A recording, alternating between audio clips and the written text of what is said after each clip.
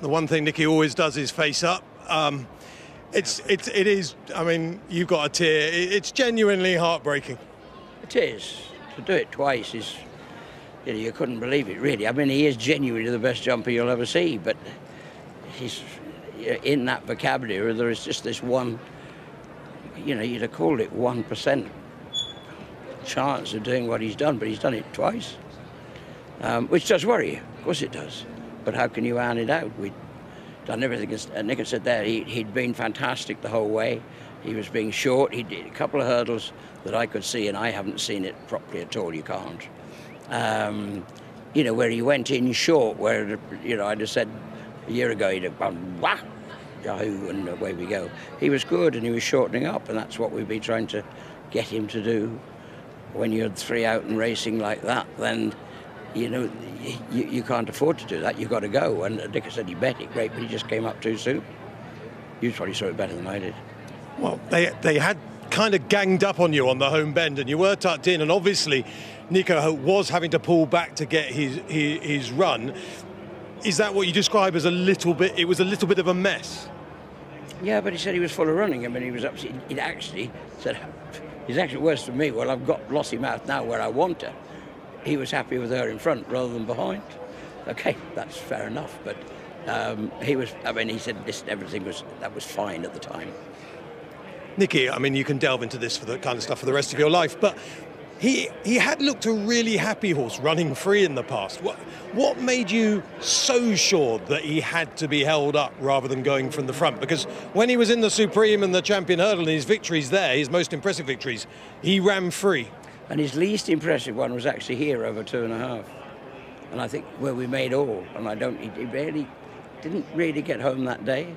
So was it the trip, really? No, I don't think so. And I think he's, I'd said I think you do need just to get him to relax.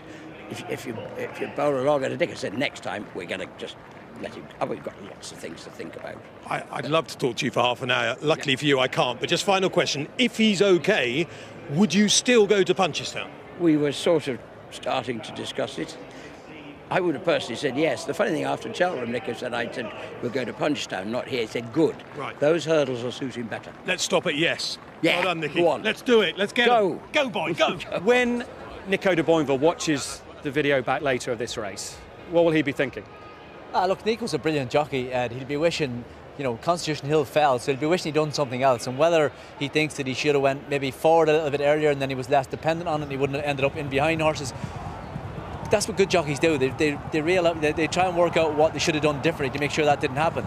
Now, it's easy for us to sit here and say he shouldn't have let him fall, but the horse came up out of his hands and had a right guess. So I think probably he'll wish that he went forward earlier and had more dictated the race from the front to suit himself and let Lossy Mouth their own thing after that, but that's only me.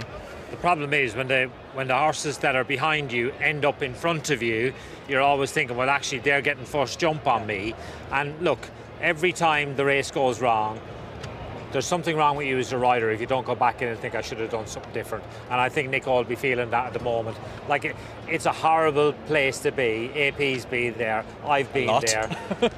sitting in the back of an ambulance on your way back in, wondering what should I have done differently. Why did I do that? Yeah. And Ruby, you talked about that downward trajectory, and that's what happened again. I thought you wanted to talk about sitting in ambulances, Ed. I was pretty good at that. But yeah, downward trajectory definitely. But as the lad says, it was such a tactical race, and it all changed at the bottom of the back straight. Harry Skelton in the orange, he moves out, and as soon as he moves out, it leaves a gap inside him that tempts Nico. And Danny Gilligan, the green cap, he moves up onto Harry Skelton's tail, which is forcing Nico to take that gap. Now, Nico doesn't really want to go because there is a gap to get out there, but Danny Gilligan moves up on the green cap. He pushes Harry Skelton forward to close that, and straight away behind him in the pink, Paul Townend runs up behind and puts Nico right in the pocket turning in. Nico had control, now he's lost control. Danny Gilligan and Harry Skelton sit all the way around the bend so they don't create any gaps for them. Paul Townend keeps it really tight. Outside him is Keith Donoghue, he's not going to leave too much room. Paul moves out then to challenge, going to 3 out, but because they went so slow, this race is starting to quicken, and these horses are going to hit 35 miles an hour down here. They head to the second last. Now Nico has loads of room going to the second last, but Nico sits to let Constitution Hill take another stride? He doesn't. He comes and flies on it. And we can watch this on the high motion tracker. Nico pulls him back and the horse just steps. He took off way sooner than Nico wanted. Nico wanted him to take another half a stride, and the horse didn't do as Nico instructed him. But that's sport. And then Paul goes to challenge Voodoo, who's run an absolute cracker. And as I said, when we get this from Race IQ, they're doing 36 miles an hour heading to the last hurdle. They're absolutely flying down here, and this mare jumps it really well, and she's all out to go and beat Voodoo. 2.5 miles really suits her, but there was great riding there from a couple of different jockeys, and I just love watching it when it's that competitive.